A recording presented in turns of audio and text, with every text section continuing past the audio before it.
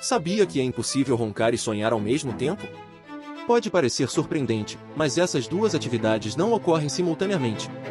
Durante o sono, nosso corpo passa por diferentes fases, incluindo sono REM, movimentos rápidos dos olhos, que é quando ocorrem os sonhos mais vívidos.